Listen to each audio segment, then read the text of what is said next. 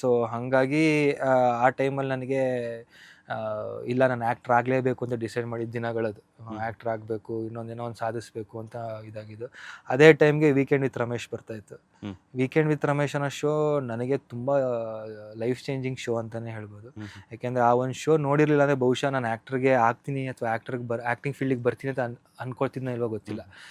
ಯಾಕೆಂದರೆ ಯಶ್ ಅವ್ರ ಸ್ಟೋರಿ ನನಗೆ ತುಂಬ ಇನ್ಸ್ಪೈರ್ ಮಾಡ್ತು. ಯಾಕೆಂದರೆ ಅವರು ಮೈಸೂರಲ್ಲೇ ಇದ್ದವರು, ಪಡುವರಹಳ್ಳಿಯಲ್ಲಿ ಇದ್ದವರು.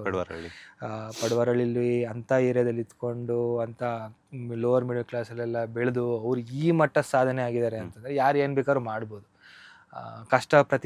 ಅದಕ್ಕೆ ಪ್ರತಿಫಲ ಸಿಗಬೇಕಂದ್ರೆ ಕಷ್ಟಪಡಬೇಕು ಆ್ಯಂಡ್ ಅದಕ್ಕೆ ಅಷ್ಟೇ ಎಫರ್ಟ್ ಹಾಕಬೇಕು ಆ್ಯಂಡ್ ಒಂದು ನಂಬಿಕೆ ಇರಬೇಕು.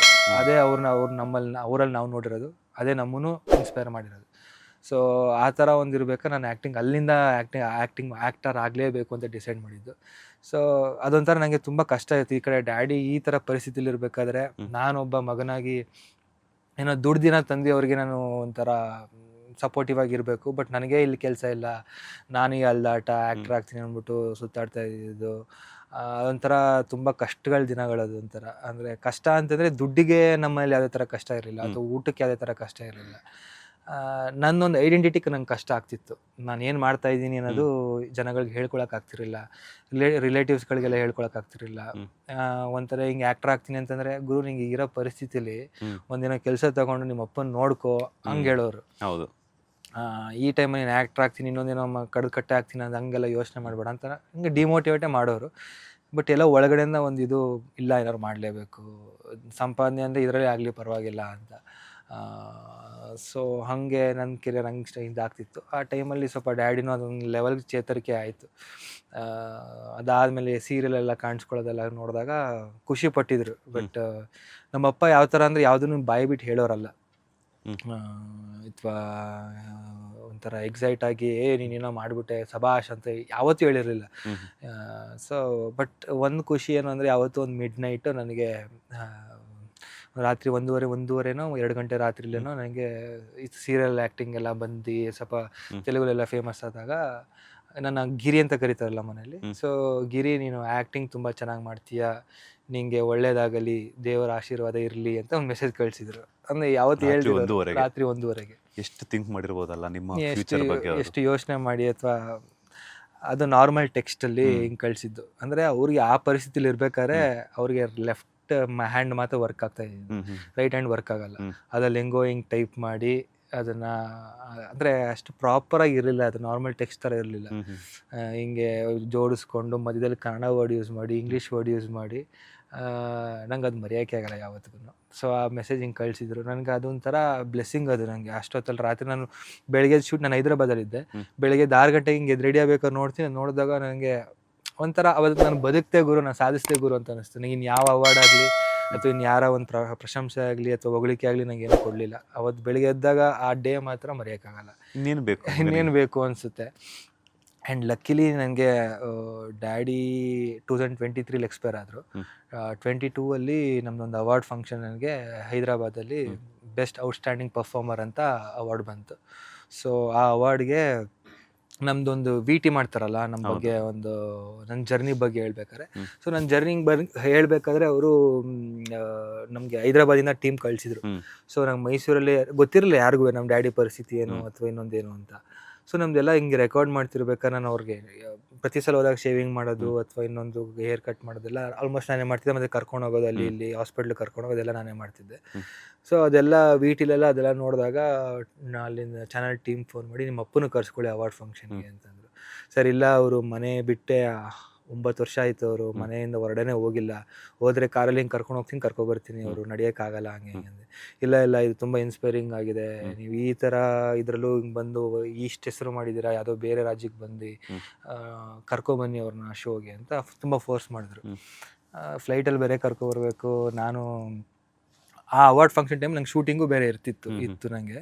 ಈ VT ಎಲ್ಲ ಮಾಡ್ಕೊಂಡು ಹೋಗಿದ್ರು, ಅದು ಹಂಗೆ ಫೋರ್ಸ್ ಮಾಡಿದ್ರು, ನೀನು ನಾಳೆ ಅವಾರ್ಡ್ ಫಂಕ್ಷನ್ ಇದೆ ಅಂತ ಅಂದಾಗ ಸರಿ ನಾನು ಜೊತೆಗಿಲ್ಲ, ಶೂಟಿಂಗ್ ಬೇರೆ ಇದೆ ನನಗಿಲ್ಲಿ, ಕರ್ಕೊಬರೋದು ಕಷ್ಟ ಆಗುತ್ತೆ, ಅವ್ರ ಫ್ಲೈಟೆಲ್ಲ ಹತ್ತೇ ಇಲ್ಲ ಅಂತ ಹೇಳಿದ್ದೆ.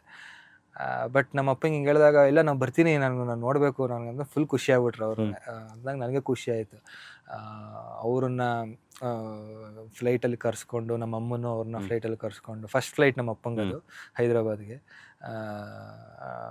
ಅಂದರೆ ಅಷ್ಟು ವರ್ಷದಲ್ಲಿ ಅವ್ರು ಎಲ್ಲೂ ಹೋಗೋಕ್ಕೆ ಆಗಲಿಲ್ಲ. ಸೊ ಫ್ಲೈಟ್ ಹತ್ತೋ ಅವಕಾಶನೇ ಸಿಗಲಿಲ್ಲ ಅವ್ರಿಗೆ. ಫಸ್ಟ್ ಫ್ಲೈಟು ಅದು ನನ್ನ ಮೂಲಕ ಹಿಂಗೆ ಬಂದರು, ಹಿಂಗೆ ಕರ್ಕೊಂಡು ಹೋದರು. ಅಂದರೆ ಎಲ್ಲ ಅವರೇ ತಗೋತಾರೆ, ನಾವೇನು ಖರ್ಚು ಮಾಡೋಂಗಿಲ್ವಲ್ಲ. ಅದೊಂಥರ ಅವ್ರ ಖುಷಿ ಅವ್ರಿಗೆ. ಈ ಥರ ನಮ್ಮನ್ನು ಕರ್ಸ್ಕೊತಾ ಇದ್ದಾರೆ ಅಂದರೆ ಏನೋ ಗೌರವ ಕೊಡ್ತಿದ್ದಾರೆ ಅನ್ನೋ ಥರ ಖುಷಿಯಿಂದ ಬಂದರು. ಬಂದು ಅವಾರ್ಡ್ನ ಹಿಂಗೆ ಸ್ಟೇಜ್ ಮೇಲೆ ಅವ್ರನ್ನೂ ಕರ್ಕೊಬಂದು ಕೂರಿಸಿ ಒಂದು VT ಪ್ಲೇ ಮಾಡಿ, ಅದೊಂದು ನನ್ನ ಜರ್ನಿ ಎಲ್ಲ ಹೇಳಿ, ನಮ್ಮ ಅಪ್ಪ ಅಮ್ಮನ ಮುಂದೆನೇ ಒಂದು ಅವಾರ್ಡ್ ಕೊಟ್ಟರು. ಸೊ ಅದಾಗಿ ಆ ಒಂದು ಮೂಮೆಂಟು ನನಗೆ ಇವತ್ತೊಂದು ಇನ್ಸ್ಟಾಗ್ರಾಮಲ್ಲಿ ನಾನು ಟ್ಯಾಗ್ ಮಾಡಿರೋ ಫಸ್ಟ್ ಫೋಟೋನೇ ಅದು.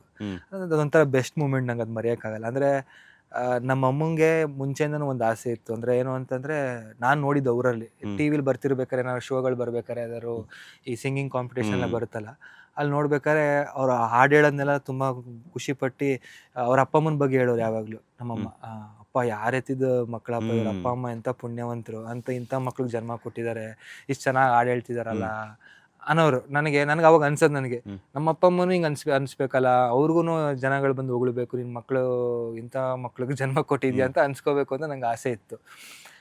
ಅದೊಂದು ಆಸೆ ಚಿಕ್ಕದಾಗಿ ಒಂದು ಈಡೇರಿತು. ಅಂದರೆ ಒಂದು ಅವಾರ್ಡಲ್ಲಿ ಅಲ್ಲಿ ಅವ್ರಿಗೆ ಒಂದು ಕೂರಿಸ್ಬಿಟ್ಟು ಅವ್ರ ಮುಂದೆ ಕೊಟ್ಟಿದ್ದು ನನಗೆ ಏನೋ ಒಂದು ಚಿಕ್ಕದಾಗ ಒಂದು ಸ್ಯಾಟಿಸ್ಫ್ಯಾಕ್ಷನ್ ಸಿಕ್ತು.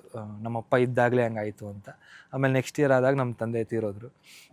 ಆ ಟೈಮಲ್ಲಿ ತೀರೋಗೋ ಟೈಮಲ್ಲಿ ನಾನು ಇರಲಿಲ್ಲ, ನಾನು ಶೂಟಿಂಗಲ್ಲಿದ್ದೆ. ಲಾಸ್ಟ್ ಮೂಮೆಂಟಲ್ಲಿ ಹೋಗಿ ಸಡನ್ನಾಗಿ ಅವ್ರಿಗೆ ಮಲ್ಟಿಪಲ್ ಆರ್ಗನ್ ಫೇಲ್ಯೂರ್ ಆಗಿ ಹಿಂಗೆ ಎಕ್ಸ್ಪೈರ್ ಆದರು. ಸೊ ಇವಾಗಲೂ ಆ ನೋವಿದೆ. ಅಂದರೆ ನಂದೊಂದು ಸಿನಿಮಾ, ಅಂದರೆ ಸೀರಿಯಲ್ ಸಕ್ಸಸ್ ನೋಡಿದ್ರು ಅವರು. ನನ್ನೊಂದು ಸಿನಿಮಾನ ಅವರು ಥಿಯೇಟ್ರಲ್ಲಿ ಕರ್ಕೊಂಡೋಗಿ ನೋಡಿದಿದ್ರೆ, ಅವರಲ್ಲಿ ತೋರಿಸಿದ್ರೆ ಇನ್ನೆಷ್ಟು ಖುಷಿ ಪಡ್ತಿದ್ರು ಏನೋ. ಮೋಸ್ಟ್ಲಿ ಅಂದರೆ ನಮ್ಮ ವಂಶದಲ್ಲಿ ಅಥವಾ ನಮ್ಮ ಒಂದು ಬ್ಯಾಕ್ಗ್ರೌಂಡಲ್ಲಿ, ನಾನು ಮೂಲತಃ ಚಾಮರಾಜನಗರದವರು, ಆ ಕಡೆಯಿಂದ ಯಾರು ಅಂತ ಆ್ಯಕ್ಟರ್ಸ್ ಅಂದರೆ ಅಂತ ಡಾಕ್ಟರ್ ರಾಜ್ಕುಮಾರ್ ಅವರೇ ಇದ್ದಾರೆ. ಅದಲ್ಲದೆ ನಾನು ಹೇಳ್ತಿರೋದು ನಮ್ಮ ಆ ಊರ್ ಸೈಡಲ್ಲಿ ಸ್ವಲ್ಪ ಹಳ್ಳಿ ಕಡೆಯಿಂದ, ಆ ಊರ ಕಡೆಯಿಂದ ಆ್ಯಕ್ಟರ್ಸ್ಗಳು ಸ್ವಲ್ಪ ಕಮ್ಮಿ. ಕಲಾವಿದರು ತುಂಬ ಇದ್ದಾರೆ, ಬಟ್ ಹೆಸರು ಮಾಡಿರೋಂಥ ಆ್ಯಕ್ಟರ್ಸ್ಗಳು ಕಮ್ಮಿ. ಸೊ ಅದೆಲ್ಲ ನೋಡಿದ್ರೆ ತುಂಬ ಖುಷಿ ಪಡ್ತಿದ್ರೇನೋ, ಅದೊಂದು ಕೊರಗಿದೆ. ಬಟ್ ನನಗೆ ಒಂದು ಇದರಲ್ಲಿ ಕನೆಕ್ಟ್ ಆಗೋ ವಿಷಯ ಏನು ಅಂತಂದರೆ, ನನ್ನ ಫಸ್ಟ್ ಕನ್ನಡ ಸಿನಿಮಾ ಯಾವುದು ಈಗ ರಿಲೀಸ್ ಆಗ್ತಿದೆಯೋ ಅದು ತೀರ್ಥರೂಪ ತಂದೆಯವರಿಗೆ ಏನಂತಾರೆ ಇದೆ. ಸೊ ಎಲ್ಲೋ ನನ್ನ ತಂದೆಗೆ ನಾನು ಇದನ್ನು ಅರ್ಪಣೆ ಮಾಡ್ತಿದ್ದೀನೇನೋ, ಅವ್ರಿಗೆ ಫಸ್ಟ್ ಸಿನಿಮಾನ ಅವ್ರಿಗೆ ನಾನು ಅರ್ಪಿಸ್ತಿದ್ದೀನೇನೋ ಅನ್ನೋ ಒಂದು ಇನ್ನರ್ ಫೀಲಿಂಗ್ ಅದು.